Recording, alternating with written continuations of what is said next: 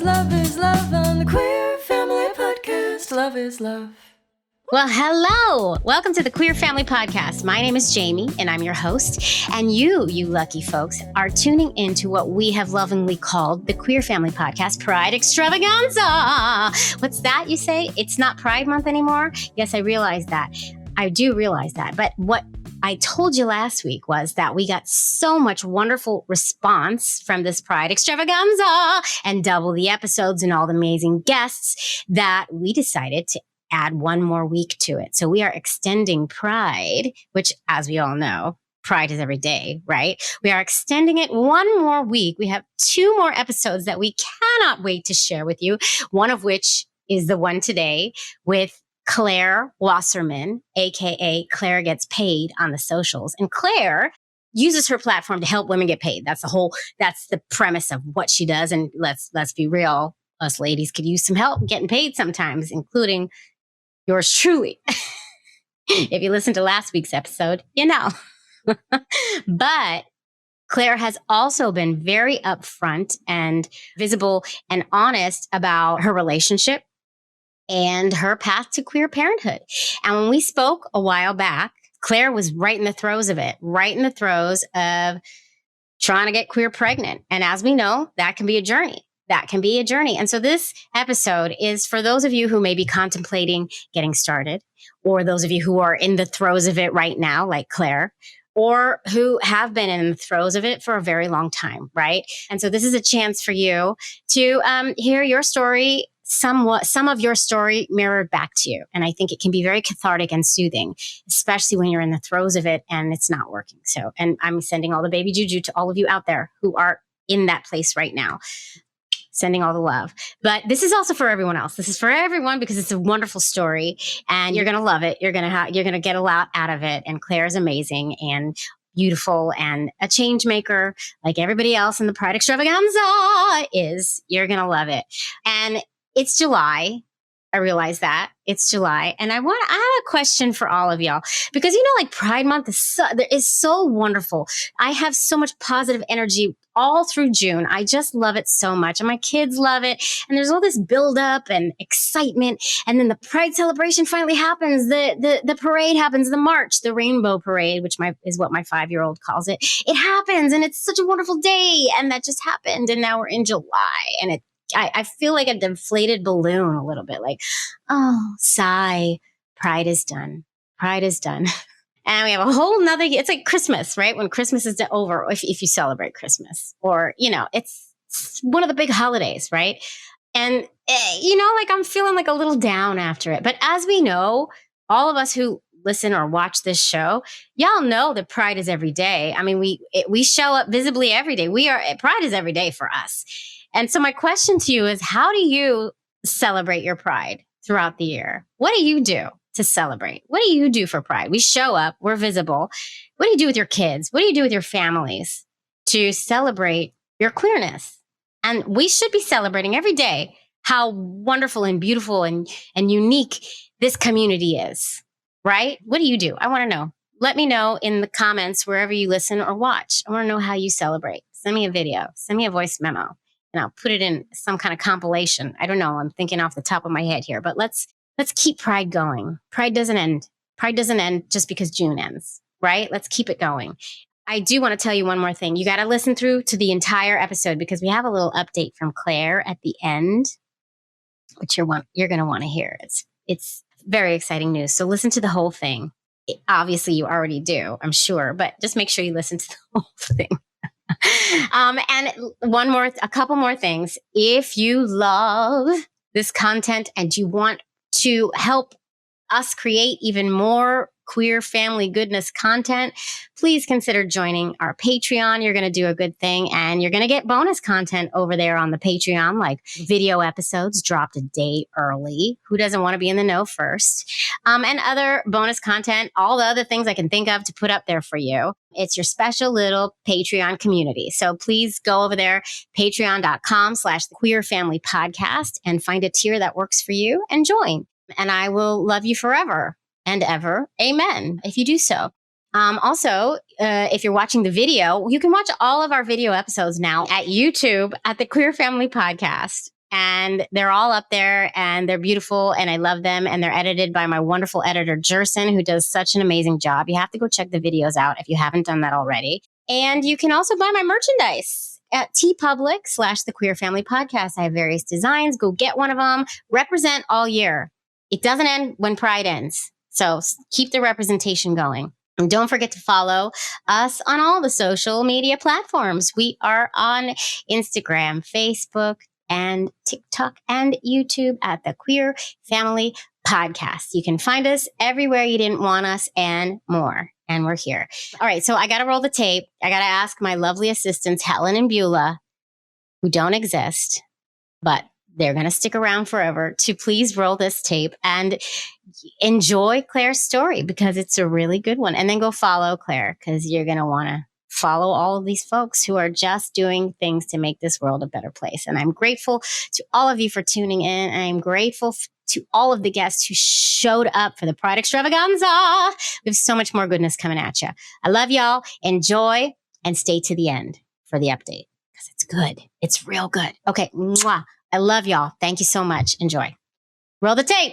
Helen and Beulah, please roll the tape, ladies. Thank you. Queer Family Podcast. Love is love.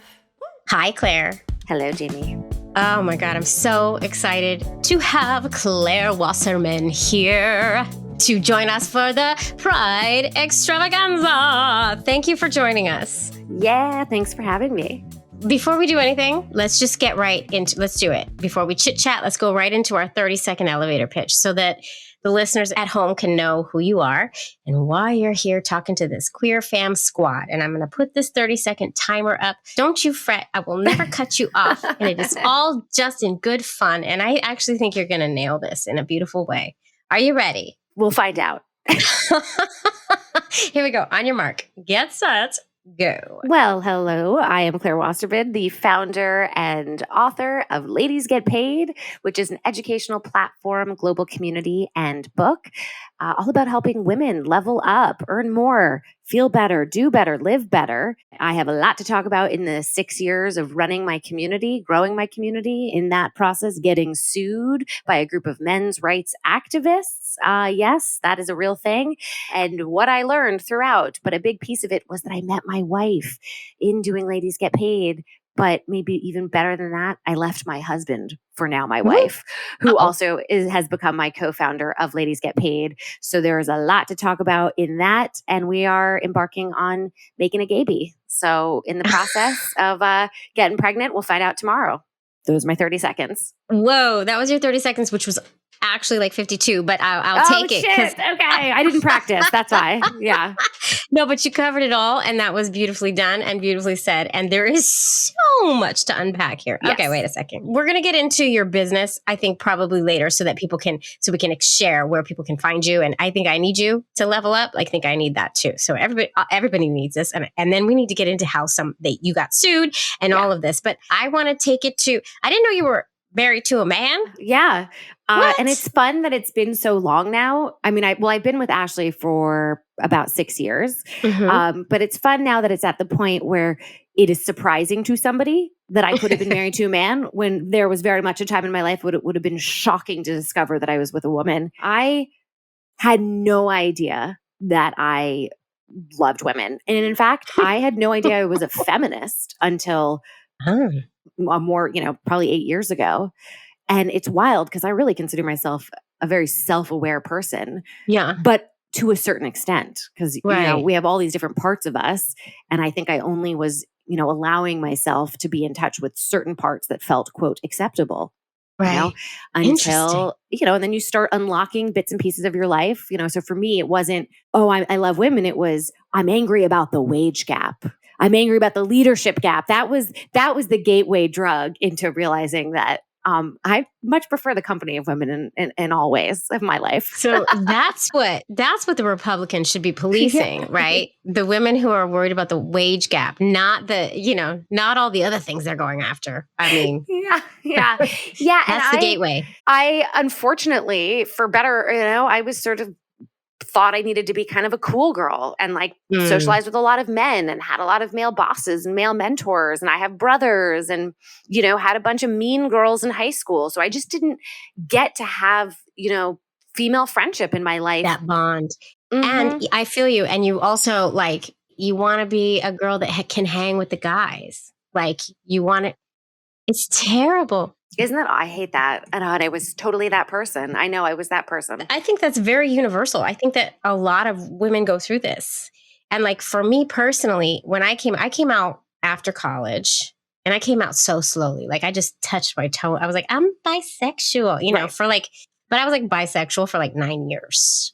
Oh, you were I was I was in a committed relationship with a woman, but I was still bisexual. You know what I mean? Like it took me a long time. And I think a lot of the reason why it was so hard for me was because I was so used to being that quote unquote perfect girl. You know, like I did all the right things that a girl does, which is so effed up, right? So you unpack that and then you're like, oh, I like women. And also I'm a feminist. Yeah. So when I first started getting angrier and angrier about the wage gap, that was probably in 2015. And I'd had a pretty sexist experience that kind of opened my eyes up to all the sexist experiences I'd had in my life that I had never really confronted. Because what was the one? Yeah, it was sort of funny. I was at an advertising festival in the south of France, and I was working for a company that helps connect creative freelancers for work. So we were there to find clients, these companies who would, sign up, become subscribers. And this guy came up to me and he just said, "Well, hello. Now tell me, whose wife are you?" Oh. And for whatever reason, that was the spark, the aha moment. There's a thing called an awakening, so like Gloria Steinem talks about it. My awakening was this guy innocently asking, "Whose wife are you?" Right. And what it did for the rest of the week was it really colored all of the interactions that I had with these men. And it was me recognizing the uncomfortable gender power dynamics, the exhaustion of contorting myself to smile when a bad joke has been made, or I'm in a group of men and they all shake each other's hands, but won't shake mine. Like, what are we, Orthodox Jewish? I'm Jewish, so I can say it. Like, this is, or you can't look me in the eye. Why? Are you cheating on your wife by looking me in the eye? Like, you can't trust yourself. Like, and what was fascinating about that experience was I saw how quickly I went from recognizing it was happening externally to internalizing it. Oh, it must be my fault. If I'm being hit on or not taken seriously, well, I'm too friendly, or my skirt's too short, or boys will be boys. I also remember going into the women's restroom and feeling like a sense of relief. It was like all the women were hiding in there, Yes. And then they were exchanging business cards and lipstick and they were being, they wanted money, but they also wanted fashion advice. It was like this total different energy. And I'd really never been in an environment of all women. And what is so a sisterhood. And so, and so it's interesting, I didn't create Ladies Get Paid for another year or so after that experience, but, the sexist experiences coupled with the women's restroom really kind of stuck with me as these kind of like profound pillars that I wanted to explore more. I love that the women's restroom is one of the pillars. I think that should be a quote in your next book. It might have to be the title of your next book. Yeah. The women's restroom. The ladies' room. Agreed.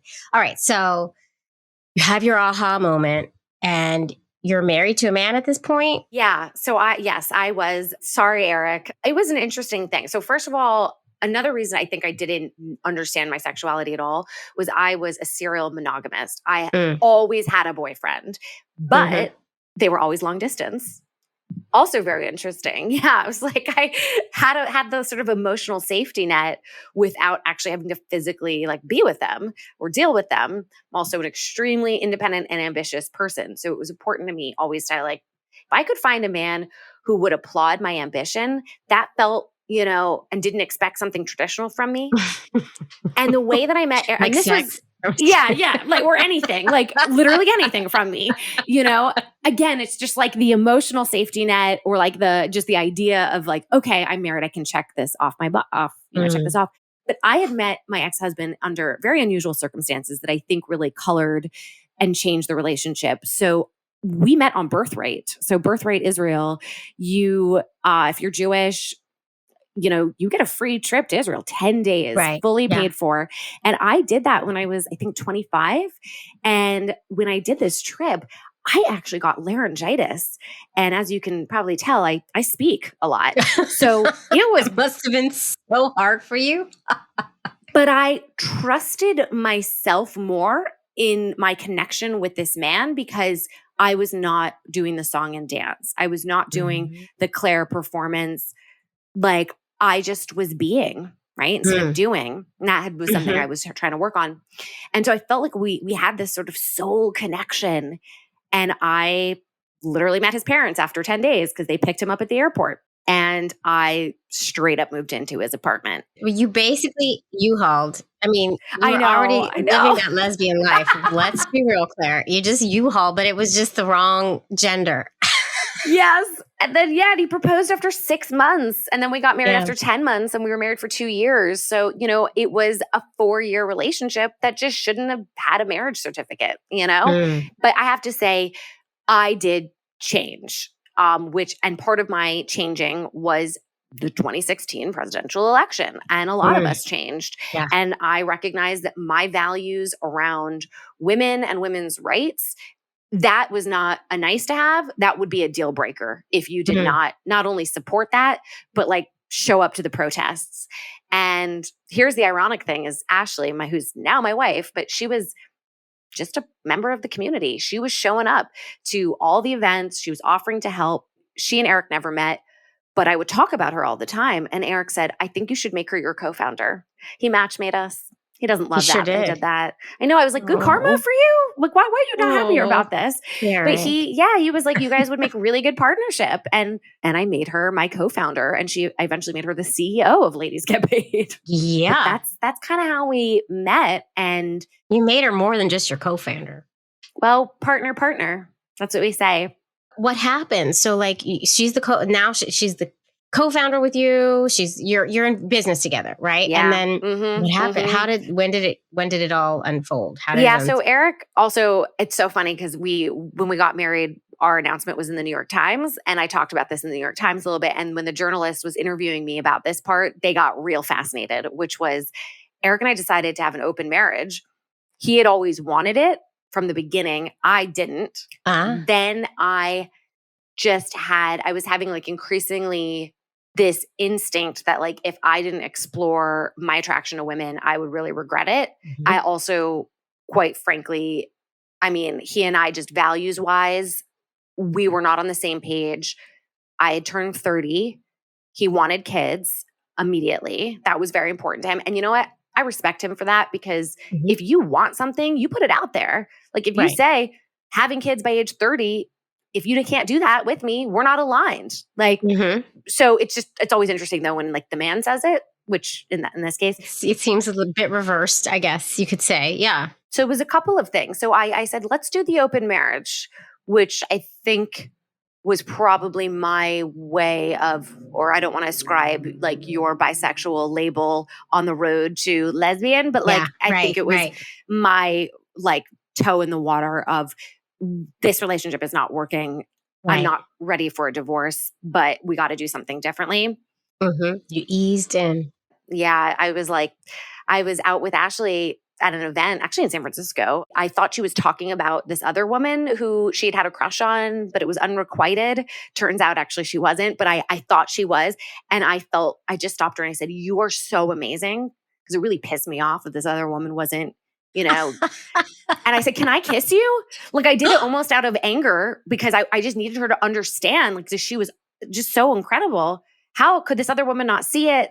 And I kissed her and I was like, we're all right. This is what we're doing. This is. Wait. Was she talking about you when she was saying this? No, she had a friend. No. She had a friend. I was like, this is a rom-com that needs to be written. Well, we say this. Yes. We say this all the time because when she came to the First Ladies Get Paid event, she literally took a photo of me, sent it to her friend, and said, do you think she's gay? I think she's gay. Like I'm getting the gator, like my gator, I'm getting it. But I had a ring. She was like, I don't think Right. she's married to a woman. And then found out that I was married to a man and totally put me in that category. Like, don't even, and she said this, I think the New York Times piece of like, number one rule of being a lesbian is don't fall for a straight chick or whatever, it was sort of funny about it. So really compartmentalized me, even though she was getting the vibes from me. It was like, this is not, until I was like, yeah, I want to kiss you. And somehow it wasn't complicated. That's the thing that I am just so grateful for, to first and foremost, myself and my intuition, but also to Ashley. Yes, it would be complicated to get me out of the marriage, but me and her, it was obvious. It was like night and day, gray to technicolor, like Wizard of Oz style. Oh, this is who I should be with. What was I doing before? So I never doubted that this was the direction I wanted to go in. I actually wasn't worried about it at all because my feelings were so strong. I trusted them. Yeah. And not only are you showing us that you're a serial monogamist, you are also a serial U-hauler. I know. But that's also because living in New York, like you got to share rent. Otherwise it's too expensive. And also true. At the time, Eric and I were based in Maine, in Portland, Maine. And that was also part of the reason she and I started getting closer is when I would come to New York, I would stay with her. She already had a part of my closet that had my clothes in it. Like, so it was a done deal. It was a done Yeah. deal. It was a done deal. And she was already living that gay lifestyle. Like she was already queer. Yeah, but it took her till a few years out of college, actually. It was just different. Like Gen Z very now, different. like they're assumed queer if stated I know. otherwise. Like, Right, exactly. So different. For her, she found herself working at the Human Rights Campaign thinking she was straight. And then everyone there was like, no. But she'd never had any boyfriends before. So she didn't have that element of like, she wasn't confused. She just had to deal with Catholic shame. Like we get to it how we get to it. And our journeys are insane, all of them, right? Yeah. They're beautiful. I just wished that again, this is just a personal thing I'm working on, is you think you know yourself and then shit happens. Like, just like constantly, just don't ever come to any conclusions about yourself. Which brings me to babies. And the lack of control therein. And I think that your first lesson in parenthood, especially for queer folks, is when you embark on this fertility journey. It's your first lesson because you're going to soon see when that baby is here and the baby's coming. When that baby's here, there's no control. The control is such a crazy concept. No, we don't have control. There's no control. There's no control. Well, here's the thing though. What I've realized though, yes, like this is a full ass exercise in dealing with my issues of control, but there actually is so much you can control in this process. So it gets confusing. Picking the sperm donor, and I have like 3 generations of medical records that they give me. I'm listening to their voices for a $25 upgrade. Yes, I did pay for that. On this show, I call that the sperm donor search, the search for Superman, because we get cray-cray because we have all the choices. I want to get into that. Before we do, though, I want to talk about the conversation. So like you fall in love, you get married, right? Yes. Yeah. Yeah. And that took a few years to get married because I needed some space between the last one and this one. So we got married January of last year. Beautiful. Congrats. And then what was the conversation surrounding let's have a baby? Because this is a loaded conversation for us as well. Because there's so many decisions that need to be made before we even get to the point where we're buying sperm or an egg donor or whatever it is that we're doing, right? So what was the conversation? Well, first of all, how cool is it that we can have so much choice? Like there was no default. I mean, I am carrying or I will carry, but like the fact that that could be an option that I didn't, I mean, obviously would not have been a discussion in my hetero marriage. Right. Yeah. So that was cool. And also just like lots of discussion about the kind of donor we wanted and our values and the way we wanted to raise our kids and what division of labor would look like, which are all things that all kinds of people should be discussing before they have families, but we so often don't because there's the default of, the heteronormative way that we're raised in society. Yeah. But in this case, it was like all things are on the table. And that was kind of cool. What was less cool was how freaking expensive this is going to be. You can't just get knocked up. Like we have to go buy sperm. We have to pay for insemination. There are no accidental pregnancies. That's the problem. We can't just bang and then, oops, that doesn't happen for us. And we also do, and since we work together, there isn't one of us who's like the breadwinner here or who makes a man's paycheck, So there's also in some ways a lack of safety that we can often feel. I mean, literally just walking down the street, right? We don't, I mean, my husband was 6'4", my wife is 5'2" and I'm 5'4". Like I'm the big one. It's just like such a weird, and so now that we're embarking on this very vulnerable experience, physically vulnerable, to have the lack of man there is an interesting thing to go through. But I also feel so much more emotionally supported. So financially less supported, but I'm not worried about, is my partner going to change diapers, which was absolutely going to be an issue with the last husband. You knew you wanted to go the sperm bank route. That's the route you went, right? So was there talk of using a known donor at all? Or was that an easy decision? We did discuss it briefly because there's like a friend of hers, we would sort of joke like, yeah, well, he would be a good one, but we don't want them to have any relationship with, like, we want to be the parents. So it felt that was important. And then I just started to casually look. I just wanted to see what was out there. As you do. Yeah. You're just shopping. Yeah. And slim pickings. Unfortunately, there's a shortage. There's a sperm shortage. At the sperm bank? Yeah, I actually wrote an article about it, about my whole experience, particularly from the financial standpoint, for Well and Good. And I talked to their VP of customer success, and he said there is a massive sperm shortage. Number one, quote, specimen quality has declined. So poor guys, well, Yeah.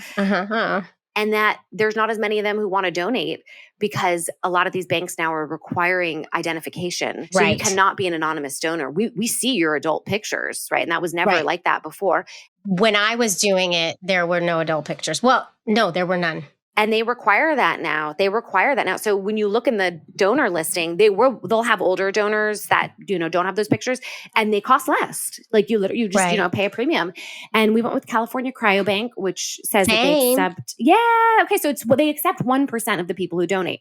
So on top of the fact that there's already a shortage, they're, not accepting many. And we were looking specifically for a donor who was of Italian or Greek origin, because that's my wife. And she felt like that, sharing that kind of cultural DNA and there's not many. Right. Because if she's not going to have a biological connection, then you want, right. Can I just ask you before we dig deeper into the donor search, was she cool with not having a biological connection? Was there, I know you can't speak for her, but. No, I can now because we're married. No, and this is what we do. No, it's fascinating. Yeah, she has no urge. She has no urge to carry and does not feel like she needs to be biologically related to them at all. That's the best way. Like if you're both in agreement and it works, right? Yeah. But she was very adamant about the Italian or Greek component. That was really, so it's like, of all the things, like she doesn't need to be related to them, but if they were not of that origin, that would not feel connected to her. Bye-bye. Okay, so this is why I call this the search for Superman. I don't think that's a crazy parameter. I don't think it's unreasonable. No. But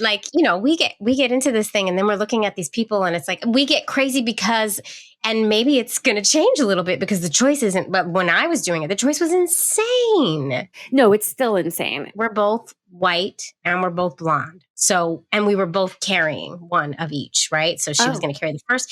And so we were looking for a donor with our features, which unfortunately for us, like that's the main number of donors you can find at a sperm bank. Like, yeah, you had too much choice. We had too little. Yeah. It is interesting though, when I was looking at the, medical history, because you can see 3 generations, there's always going to be issues somewhere, Yeah. And so then you just start weighing, well, which issue is worse?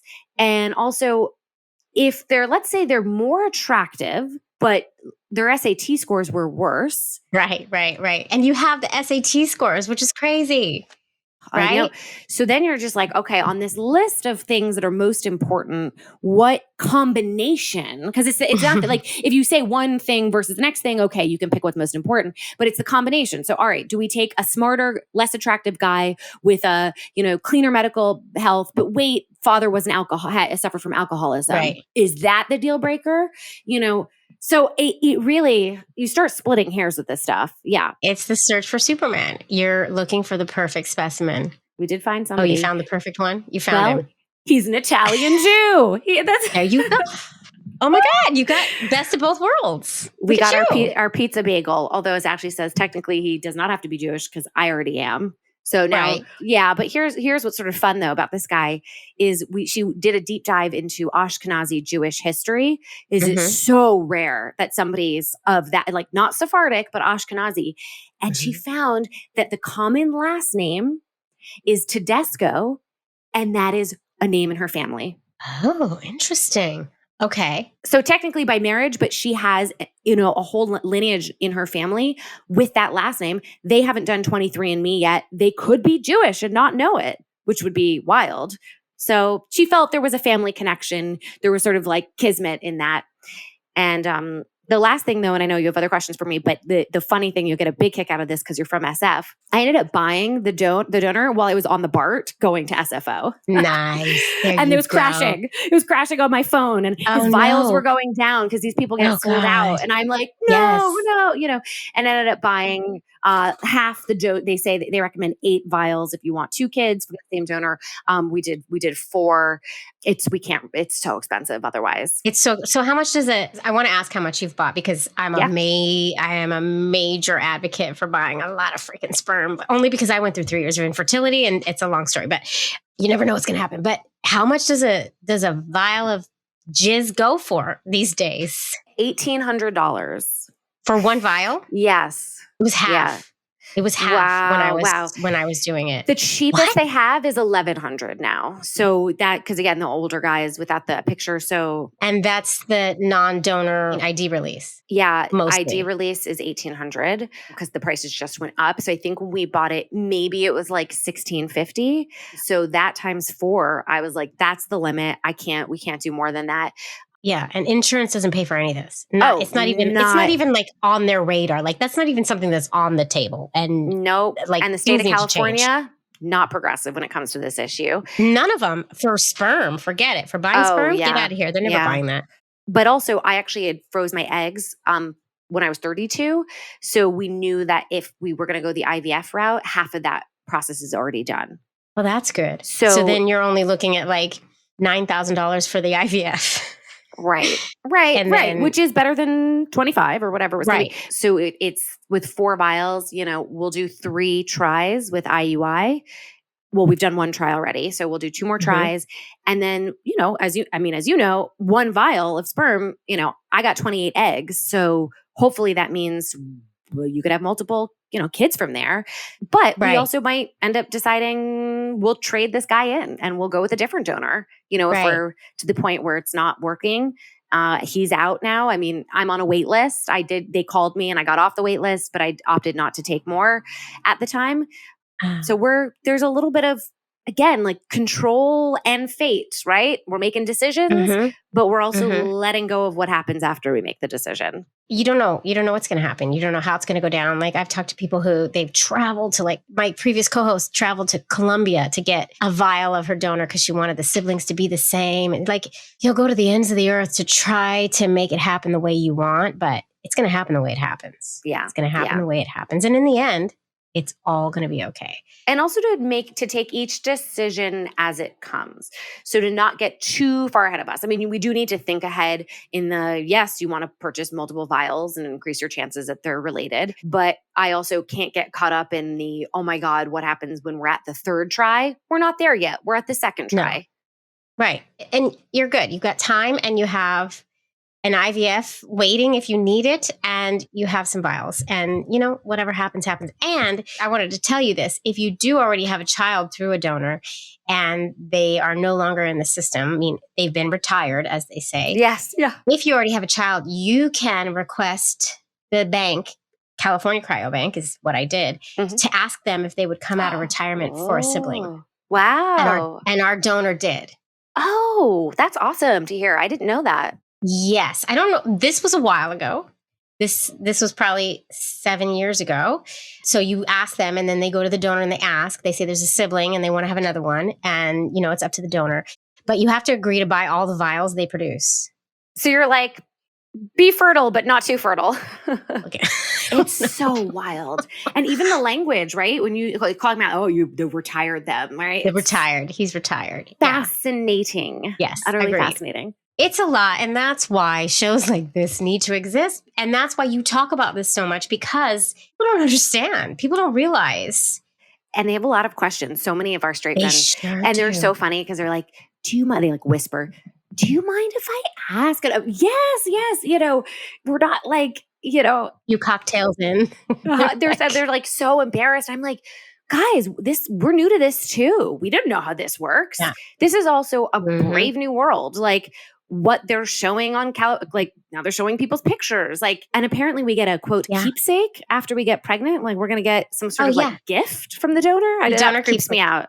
I don't know about that. What did you get? It's just like a folder with all the info and like what we got years ago. And it's different now. You get like a USB drive actually for your donor keepsake now, something like that, right? Back in the old days when we did it 7 to 12 years ago, it's a folder and it's got their picture and all their info. It's got his essay. It's got his everything. It's got everything that we purchased at the bank, but all on paper. And so, and like, it's really great because when, as a queer parent, it's really important that we're open and honest about our kids' origin stories, because we don't want them to, all of a sudden when they're 15 realize, oh my God, you didn't tell me I am raised by like our kids know, like by the time they're like 2, that something's a little different about my family, but it's so important that we remain open and honest with them. And so I have it. And when my daughter's 9, so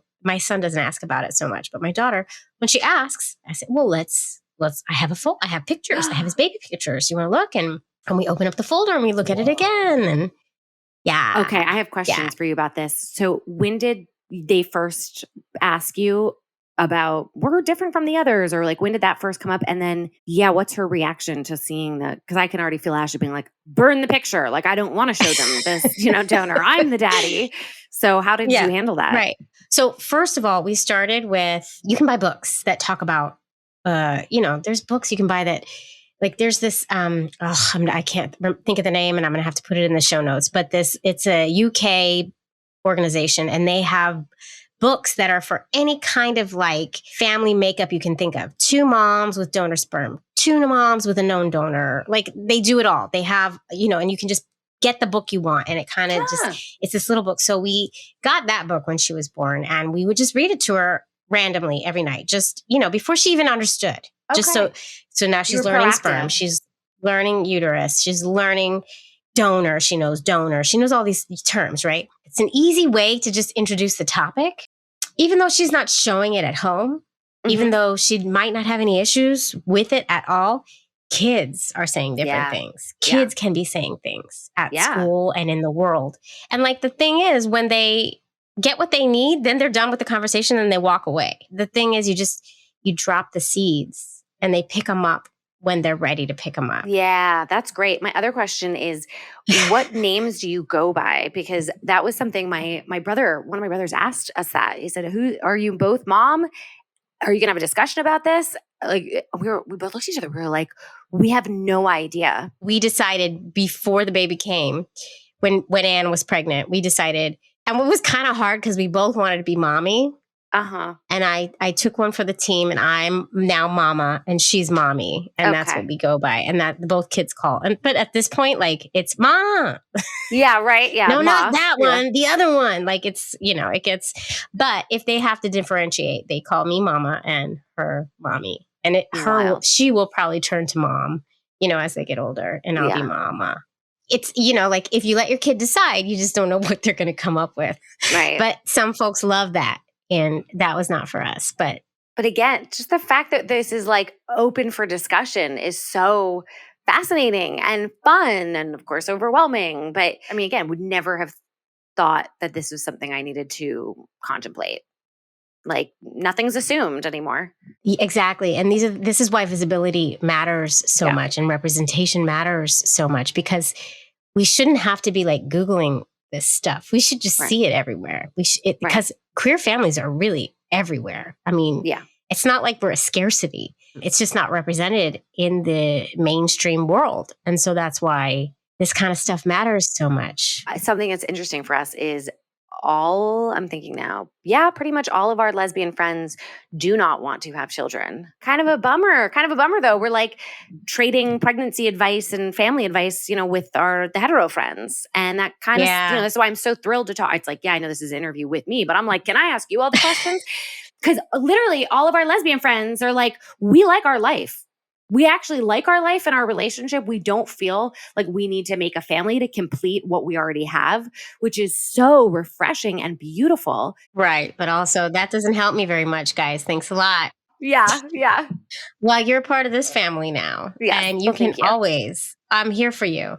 I'm not an expert in any way. But you're going through it. And like, that's fascinating. And also my brother and his wife are trying to get pregnant. And so going in this journey with them and, their privilege, the hetero privilege of, like even just picking out ovulation tests, she's picking out tests where it's a 4-day window, but that doesn't work for us because I got to go in and get inseminated on like the exact 24-hour window. Yeah. So it's really interesting. Are you doing like trigger shots and things like that? Or you're just... For the first round, they had me do Ovidrel, just the trigger shot to guarantee ovulation, that the egg was dropping.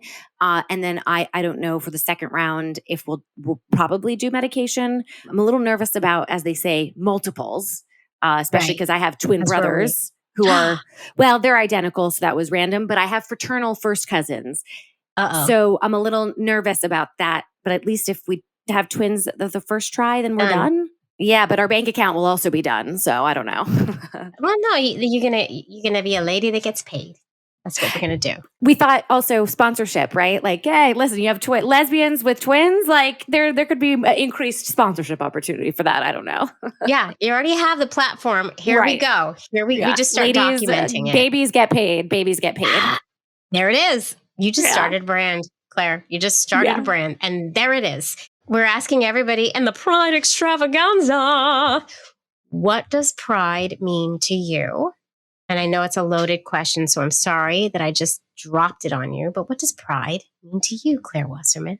I think off the top of my head, or I guess just the instinct I have about pride is just unabashedly yourself. Like, no fucks given. I am here and queer. There you go. There it is. Yeah. I love that. And it's true, right? We have to be more unabashedly ourselves. I agree. Yeah. Okay. This is a beautiful little segue into your business and what you do and how people can reach out to you. And I want to know it all. Yes. So our mission is to help women earn more and live better. And we do that through webinars, conferences, boot camps. We've also got a massive Slack channel and a circle group. 55,000 people are on Slack. They've exchanged almost 3 million messages. Just a very, very giving, supportive community. So you can check us out at ladiesgetpaid.com. Also on all social platforms where Ladies Get Paid. Me on Instagram, you can find me. I'm Claire Gets Paid. And other than that, that's kind of where we're at. I mean, I'm working on my own new podcast to come out hopefully soon-ish. Okay. But best place to catch me is probably, Instagram, LinkedIn. Also, if anybody is seeking work, good news. We host a free job seeker support group every Monday at noon Eastern time. It's virtual.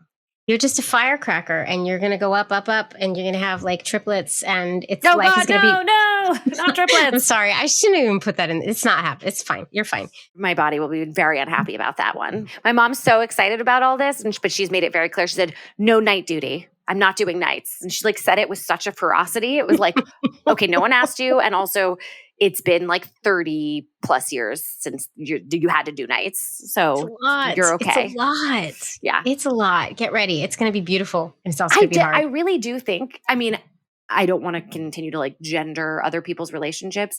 I do want to give Ashley like all the credit in the world, but I just think we're going to have such more fun because our partnership is equal. There is of course there'll be the default, the fact that like I gave birth and will like hopefully nurse, but like I have no hesitation or concern that she's going to like not be fully invested in this in exactly the way that I as a woman would be too. And I quite frankly would have that concern with the man. So I just feel every day I wake up just so grateful to be a lesbian.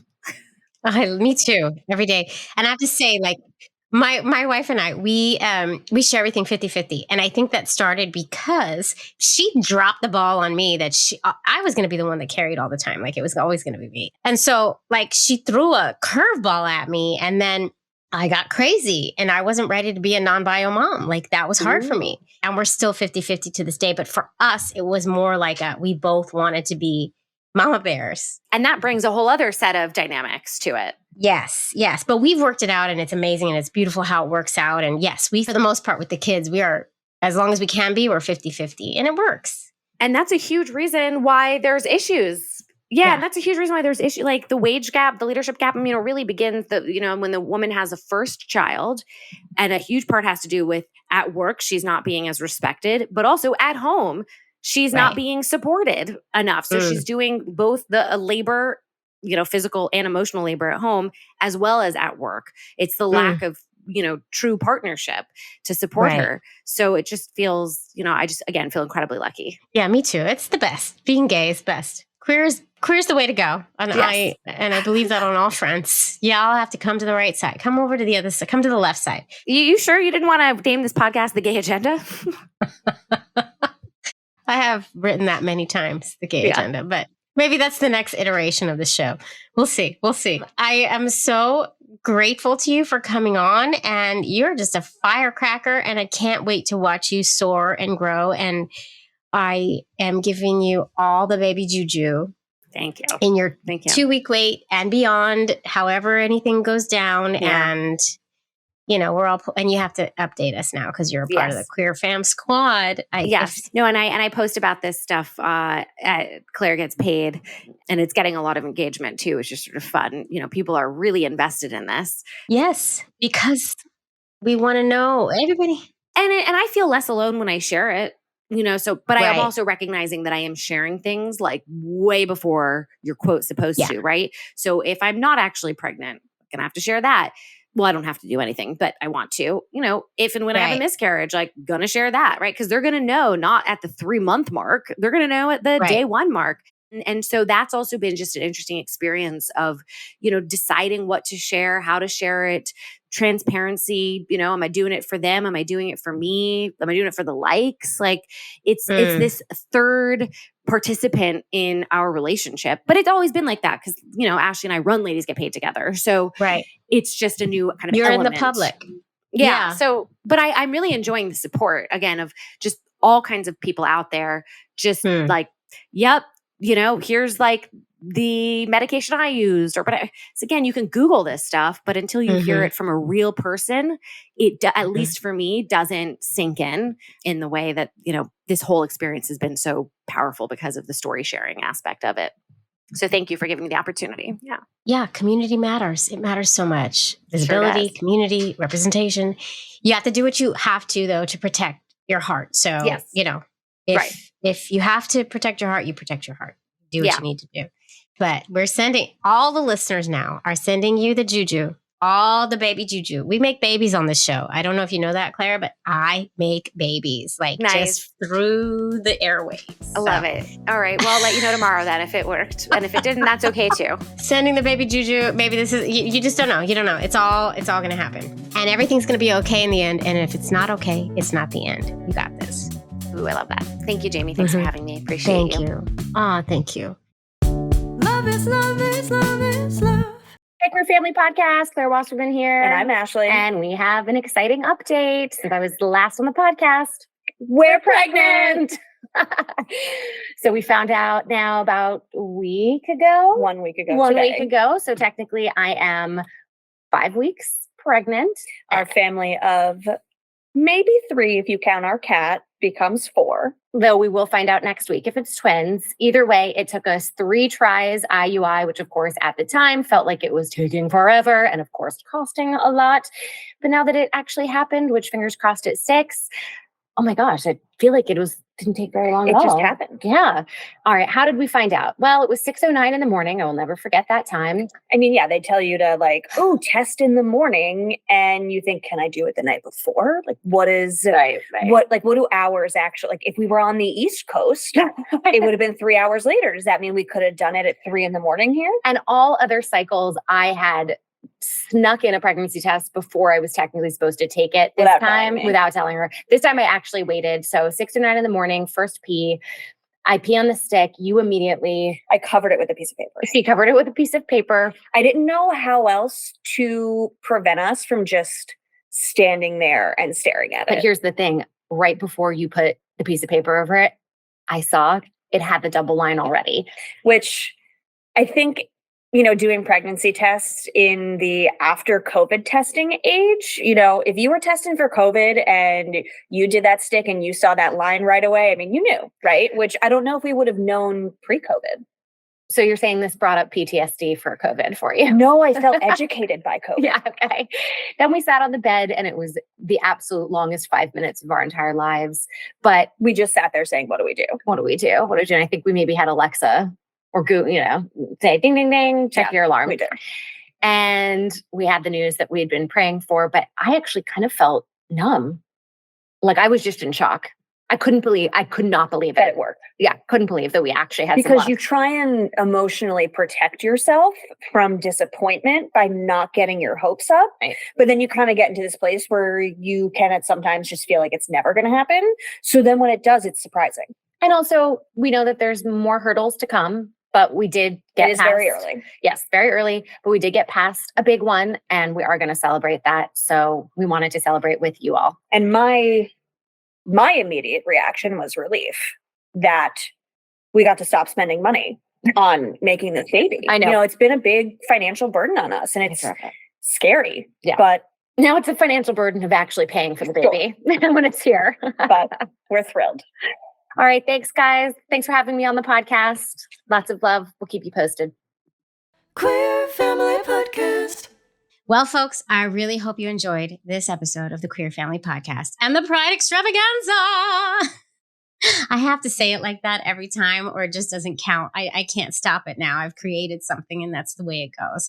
If you do like what you hear or what you're watching on YouTube, please feel free to subscribe, rate, review us. All those things help us get this out to an even wider audience. Under the realm of visibility matters, it makes a huge difference. So please go do all those things and feel free to write a really nice review. I don't mind that ever.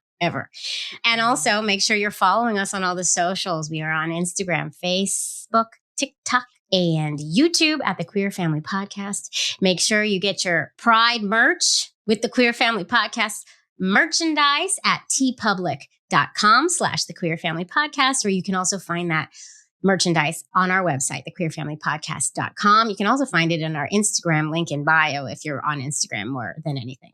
Do that, do all that stuff. And join me on Patreon. You're going to get, you get the video episode dropped a day early, y'all, which is huge. And some other bonus stuff too. So head to patreon.com/thequeerfamilypodcast. Find the tier you can afford and join. I would love to see you over there. Let's create a big community. Let's be visible, folks. I love you all so much. I'm so happy you tuned in. Please tune in to the next one. And if you feel like watching another Queer Family Podcast episode and you happen to be on YouTube, just click to the next one. You might as well just watch us all day. I'm going to say that every week at this point. Watch us all day. Watch Queer Family goodness all day long. Because who can get enough of that? No one. Come on. I love y'all. I'll see you next time. I'll be in your ears next time, however you are listening or watching. You know what I mean. I love y'all. Thank you so much. Mwah. I'll see you next time. Love is love on the Queer Family Podcast. Love is love.